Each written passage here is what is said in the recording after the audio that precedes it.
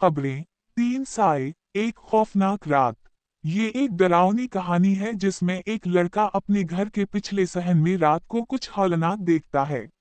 जब इसके वालिदैन ने नया घर खरीदा जो मुज़ाफ़ाती इलाके में था, तो वो बहुत खुश था।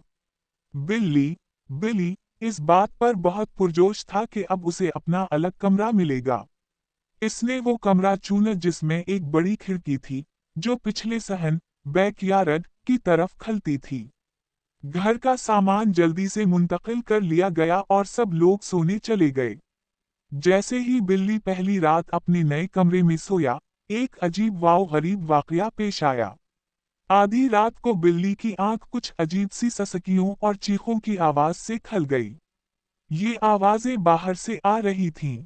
बिल्ली ने जोर से अपने वालिदैन को पुकारा और चंद लम्हों बाद वो इसके कमरे में आ गए।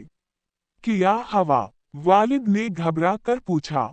पिछले सहन में कुछ है, बिल्ली चीखा। वालिदैन ने बाहर जाकर देखा मगर कुछ नजर न आया। इन्होंने बिल्ली को यकीन दिलाया कि कुछ भी नहीं है और इसे दोबारा सोने के लिए भेज दिया। अगली रात वही आवाजें दोबारा सुनाई दें, इस बार और भी ज्यादा तेज थीं। बिल्ली ने हिम्मत की और खिड़की के पर्दे हटाकर बाहर झांका। इसे पिछले सहन में 3 साए नजर आए। इनकी आंखें सुर्ख रोशनी से चमक रही थीं और वो बिल्ली की तरफ देख रहे थे। वो साए आहिस्ता आहिस्ता उसकी खिड़की की तरफ बढ़ने लगे और उंगली से उसकी तरफ इशारा किया। बिल्ली घबरा कर वालिदैन के कमरे में भागा और इन्हें जगाया। जब वालिदैन खिड़की पर गए तो वहां कोई भी नजर नहीं आया। इन्होंने कहा कि शायद वो कोई ख्वाब देख रहा था। बिल्ली को मजबूरा वापस सोना पड़ा। तीसरी रात एक बार फिर आवाजें आने लगें। जब बिल्ली करूट बदलकर खिड़की की तरफ देखा, तो वो लरस गया। एक ढांचे जैसे चेहरे वाला, हड्डियों का बना हुआ कोई खौफनाक चेहरा, खिड़की से अंदर झांक रहा था। इसके एक हाथ में लंबा नोकदार चाकू था और दूसरे हाथ से वो खिड़की को नोच रहा था। बिल्ली ने डर के मारे फौरन कंबल अपने सर पर ले लिया।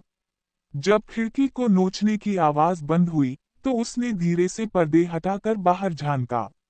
अब वो तीनों साए वहां नहीं थे, लेकिन पिछले सहन में 3 ताजा खुदी हुई कब्रें दिखाई दे रही थीं।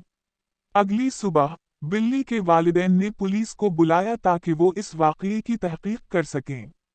पुलिस ने बताया कि कई साल पहले 3 खतरनाक जहनी मरीज करीबी पागल खाने से फरार हो गए थे। वो पूरे शहर में खूनरेजी करते फिरे। इस घर के पिछले मालिक ने इन्हें उस वक्त पकड़ा जब वो खिड़की के रास्ते घर में घुसने की कोशिश कर रहे थे। मालिक ने इन तीनों कातिलों को मारकर इन्हें पिछवाड़े में दफन कर दिया था। पुलिस ने तस्दीक की कि उनकी लाशें आज भी वहीं दफन हैं।